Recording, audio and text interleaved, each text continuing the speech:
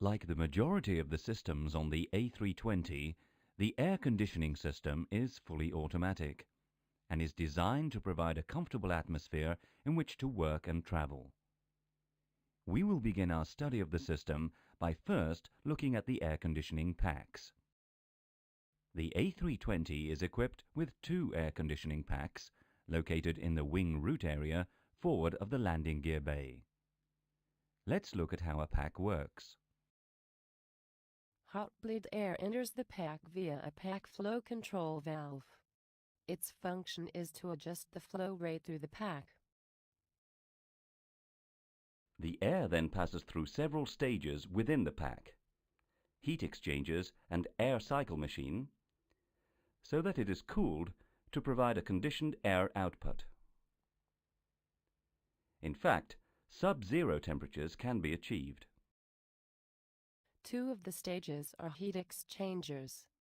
They cool the hot bleed air using the flowing ambient air. This flow of air enters via the ram air inlet flap and exits via the ram air outlet flap. So that the output temperature of the pack can be adjusted, a bypass valve is fitted. This valve allows warmer air to be mixed with the cold air. The pack flow control valve and the bypass valve are regulated by a related air conditioning system controller to vary the flow rate and the output temperature. The related ACS controller also controls the related ram air inlet and outlet flaps to adjust the amount of air blowing through the heat exchangers. Note: the related ram air inlet flap closes during takeoff and landing to avoid ingestion of foreign matter. To make things simpler, let's define the area within the white box as a pack. The two air conditioning packs operate automatically and independently to provide cool, conditioned air. The conditioned air from the packs is then fed to a mixing unit. In case of failure of both packs, ram air is provided via an emergency ram air valve. We will look at the use of ram air in the failure cases module. Various pack parameters are monitored on the ECAM. They are pack flow, compressor outlet temperature, bypass valve position, pack outlet temperature. These parameters, along with the valve positions, are displayed on the upper part of the ECAM bleed page. Having discussed the air conditioning packs, we will now look at how temperature and flow regulation is achieved throughout the aircraft. The three outputs from the mixing unit feed three separate aircraft zones: cockpit, forward cabin, and aft cabin. Let's look at how the temperature of the zones is controlled. The two ACS controllers monitor the temperatures of the three zones and send signals to set the air temperature delivered by the related pack. Each ACS controller comprises two lanes, one active and the other in standby. In case of one lane failure, the second lane takes over. In case of both lanes failure, the related pack is lost. Normally, cold air is delivered by the packs and is then sent to the three zones. Since the different areas of the aircraft may require different amounts of cooling or heating, hot bleed air can be added via trim air valves to obtain the demanded temperature for a zone. In the example shown, no hot air is being added to the cockpit zone. Some hot air is being added to the forward cabin zone, and a lot of hot air is being added to the aft cabin zone.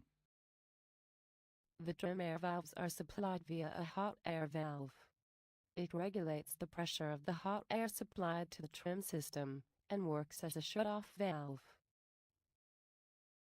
The hot bleed air is supplied to the hot air valve downstream of the pack flow valves.